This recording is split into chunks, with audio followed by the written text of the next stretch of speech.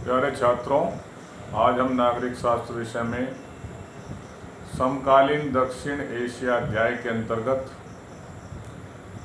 कुछ महत्वपूर्ण लघुत्तरीय प्रश्नों के विषय में चर्चा करेंगे।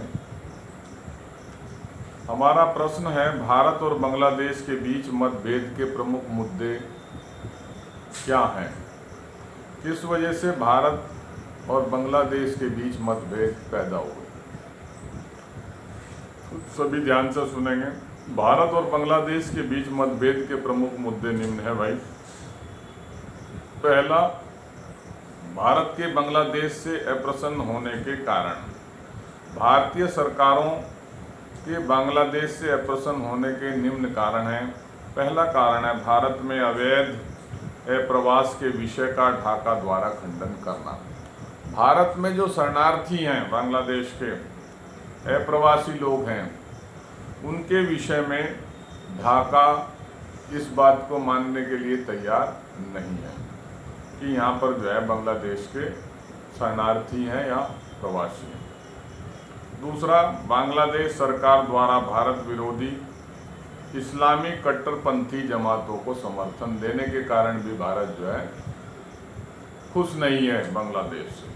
तीसरा, भारतीय सेना को पूर्वोत्तर भारत में जाने के लिए अपने इलाके से रास्ता देने से बांग्लादेश का इनकार करना, ये भी भारत की अप्रसन्नता का एक प्रमुख कारण है। अब देखते हैं कि बांग्लादेश भारत पर किन कारणों से अप्रसन्न है। पहला कारण है, बांग्लादेश की सरकार का मानना है कि भारत सरकार नदी जल में हिस्सेदारी के प्रश्न पर इलाके के बाहुबली की तरह बर्ताव करती है। दूसरा कारण है, बांग्लादेश का आरोप है कि भारत की सरकार चटगांव पर्वतीय क्षेत्र में विद्रोह को हवा दे रही है। तो ये कुछ कारण थे जिनकी वजह से जो है भारत और बांग्लादेश के बीच मतभेद है भाई। अब हम एक और प्रश्न के विषय में चर्चा करेंगे। प्रश्न है, भारत नेपाल के संबंधों के बीच या भारत और नेपाल के जो बीच संबंध है उनमें कड़वाहट किन मुद्दों के कारण या किन कारणों के वजह से हुई? पहला है,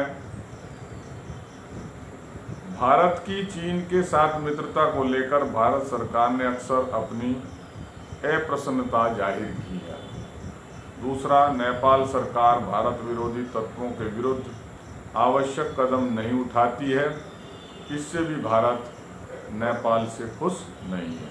तीसरा, भारत की सुरक्षा एजेंसियां नेपाल में चल रहे माओवादी आंदोलन को अपनी सुरक्षा के लिए खतरा मानती है। चौथा कारण, नेपाल के लोगों की यह सोच है कि भारत की सरकार नेपाल के अंदरूनी मामलों में दखल दे रही है और उसके नदी जल तथा पन बिजली पर आग बढ़ाई हुई है। तो ये कुछ प्रमुख कारण थे, इसे ध्यान से सुनेंगे। धन्यवाद।